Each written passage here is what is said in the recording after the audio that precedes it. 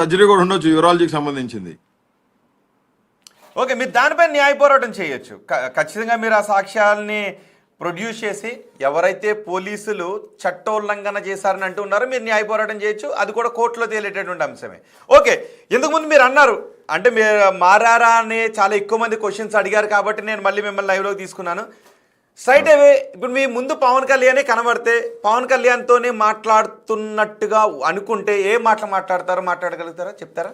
ఇప్పుడు మీ ముందే పవన్ కళ్యాణ్ ఉన్నారు, లేదంటే మీ ముందే నారా లోకేష్ ఉన్నారు. ఖచ్చితంగా విష్ చేస్తానండి. ఎందుకంటే ఈరోజు ఆంధ్ర రాష్ట్రానికి ఒకళ్ళు ఉప ముఖ్యమంత్రి వర్యులు, ఒకళ్ళు ముఖ్యమంత్రి వర్యులు. సారీ, లోకేష్ గారు ముఖ్యమంత్రి కదా, అది మంత్రివర్యులు. చంద్రబాబు నాయుడు గారు కనపడ్డా, లోకేష్ కనపడ్డా, పవన్ కళ్యాణ్ గారు కనపడ్డా, ఎవరు కనపడ్డా ముగ్గురులో ముగ్గురు they are ministers and constitutional body heads వాళ్ళు. కాబట్టి ఖచ్చితంగా విష్ చేస్తాం. ఎందుకు,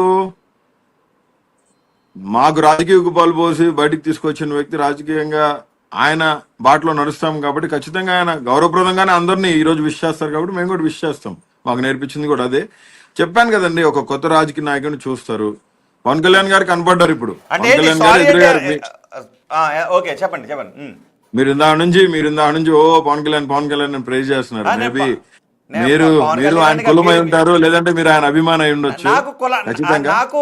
నాకు కులపరమైనటువంటి అభిమానాలు దురభిమానాలు ఏమీ లేవు. నేను జర్నలిస్ట్. ఇప్పటికి 10 సార్లు మాట్లాడారు, మీరు 10 సార్లు ఉచ్చరించారు. నిన్న జగన్మోహన్ రెడ్డి గారి బర్త్డే, నిన్న జగన్మోహన్ రెడ్డి గారి పుట్టినరోజు.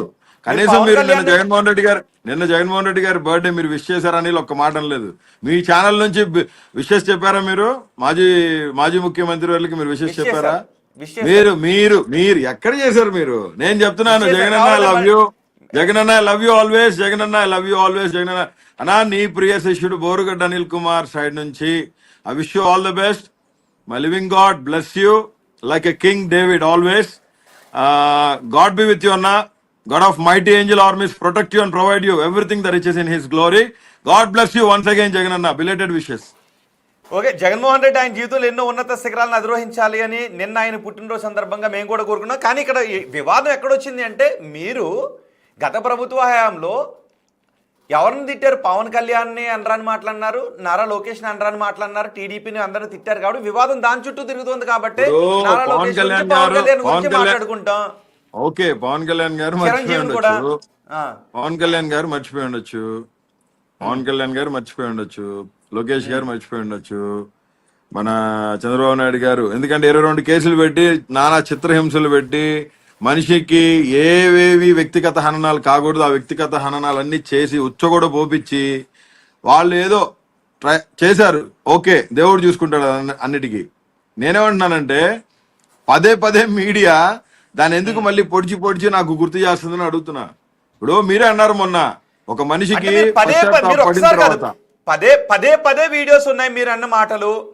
మీరు కూడా బయటకు వచ్చిన తర్వాత నేను మారాను అని పదే చెప్తున్నారు. కానీ గతంలో మీరు పదే తిట్టారు, ఇప్పుడు పదే మారాను అంటున్నారు.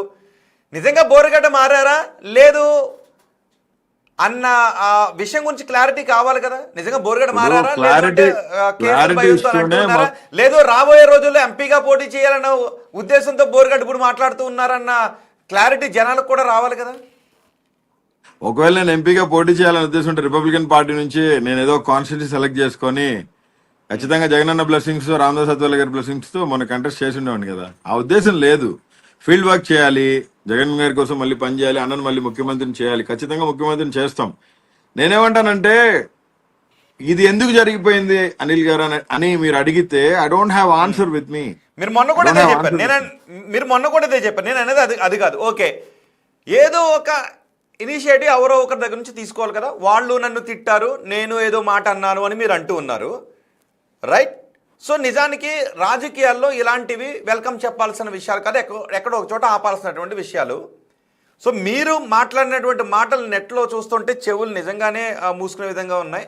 కానీ నేను కాదు అని మీరు అంటూ ఉన్నారు. సో అవి మీరన్న మాటలా కాదా, మార్ఫింగ్ చేశారని మీరు అంటూ ఉన్నారు. మీరు దాన్ని ప్రూవ్ చేసుకోవాల్సిన అవసరం ఉంటుంది. సో నేననేది ఏంటి అంటే, వీటిని ఎక్కడో ఒక చోట ఆపడానికి ఎవరో ఒకరు తీసుకోవాల్సిన చొరవలో మీరు తీసుకునే ఆ చొరవ ఎలా ఉంటుంది? అందులో భాగంగా మీకు ఎక్కడో ఒక చోట మీరు బయటకు వెళ్ళిన చోట పవన్ కళ్యాణ్, నారా లోకేష్ కనబడితే ఈ విషయం గురించి ఏం మాట్లాడతారు? నేను విషయం వేరు, వీటి గురించి తిట్లు నేను మానేశానని అంటున్నారు. ఒకవేళ వాళ్ళు తిట్టారు అని అన్నా ఎక్కడో చోట ఆపేసి ఉండాల్సింది. వాళ్ళ క్యాడర్ తిట్టారు, వాళ్ళు ఎవరో తిట్టలేదు. వాళ్ళ క్యాడర్ ఎక్కడైనా మీరు అన్న మాటల గురించి కోపం వచ్చి ఎవరైనా ఒకటారో వాళ్ళు కూడా తిట్టుకున్నారు. ఎస్, మీ క్వశ్చన్ అయిందా? నేనేమంటానంటే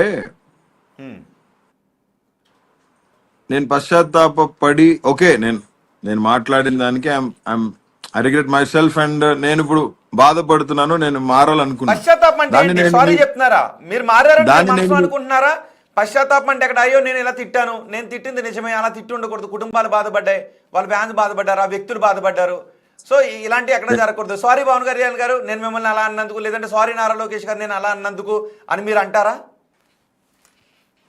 అంటే ఇప్పుడు వ్యక్తిగత హననం చేసేటప్పుడు అంటే నేను ఇబ్బంది పడితేనే కదబ్బా నేను మాట్లాడింది. నేను మళ్ళీ చెప్తున్నాను, కాదు జగన్మోహన్ రెడ్డికి రాజకీయంగా వాళ్ళు మాట్లాడుకుంటూ ఉన్నారు, లేదంటే కూటమి కలుస్తుంది అన్న బాధలో జగన్మోహన్ రెడ్డికి అనుకూలంగా మాట్లాడాలి అన్న దానిలో మీరు రిపబ్లికన్ పార్టీ నేతను అనే విషయాన్ని వదిలేసి జగన్ ప్రియ శిష్యుని అంటే మీరు మధ్యలో దూరారు. అందులో మీకు వాళ్ళకి సంబంధం లేదు. మీరు రిపబ్లికన్ పార్టీ నేతగా ఉన్నారు, మీకు వాళ్ళకి సంబంధం లేదు. మీరు జగన్మోహన్ రెడ్డి పెట్టుకున్నారు, వాళ్ళేమో ఎన్డీఏ, మీరు రామదాస్ అథవాలే గారు ఎన్డీఏలో వాలంటీర్ గా పనిచేసే హక్కు నాకు ఉంది కదా. నేను కూడా ఆంధ్ర రాష్ట్ర పౌరుడిని. 2019 ఇప్పుడు నేను చంద్రబాబు నాయుడు గారు ముఖ్యమంత్రిగా ఉన్నారు. చంద్రబాబు నాయుడు గారు ముఖ్యమంత్రి, నాకు ముఖ్యమంత్రి ఆయన. పవన్ కళ్యాణ్ గారు ఉన్నారు, ఆయన ఉప ముఖ్యమంత్రి, నాకు ఉప ముఖ్యమంత్రి ఆయన. నేనున్న రాష్ట్రానికి మంత్రులు లోకేష్ గారు కానీ, పవన్ కళ్యాణ్ గారు కానీ, చంద్రబాబు నాయుడు గారు కానీ, ఎవరైనా కానీ నేనేమంటున్నాను, ఆనాడు 2019 నుంచి 24 దాకా ముఖ్యమంత్రి ఎవరు? జగన్మోహన్ రెడ్డి గారు. నేను ఆంధ్ర రాష్ట్ర పౌరుడిగా, నేను ఆయన అభిమానించే వ్యక్తిగా నేను సపోర్ట్ చేసుకుంటాను. That's my right.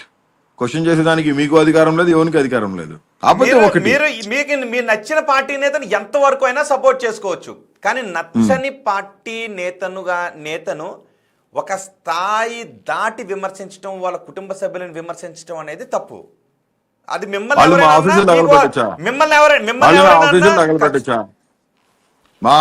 మా ఇంట్లో ఆడవాళ్ళ మీద తప్పు, తగలబెట్టిన వాళ్ళది తప్పు. మీ ఇంట్లో ఆడవాళ్ళని ఎవరైనా అంటే వాళ్ళది తప్పు. మరి అవి కనపడవు మీకు? మీకు అవి చేసుంటే మీ ఆఫీస్ తగలబడింది, ఆ విషయం నాకు తెలుసు. సో మీ ఆఫీస్ తగలబెట్టినటువంటి వ్యక్తులది తప్పు. అది పవన్ కళ్యాణ్ తగలబెట్టాడా, నారా లోకేష్ తగలబెట్టాడా? నేనన్నానా వాళ్ళు చేశారని? మరి వాళ్ళ పార్టీలే కదా చేసింది, వాళ్ళు కలిసేగా చేసింది. వాళ్ళు జనసేన కుటుంబ ప్రభుత్వం అంతా అప్పుడు అపోజిషన్ గా నారా లోకేష్ పవన్ కళ్యాణ్ బోర్గడ్డ అనిల్ కుమార్ ఆఫీస్ తగలబెట్టని చెప్పారా? నేను వినలేదు.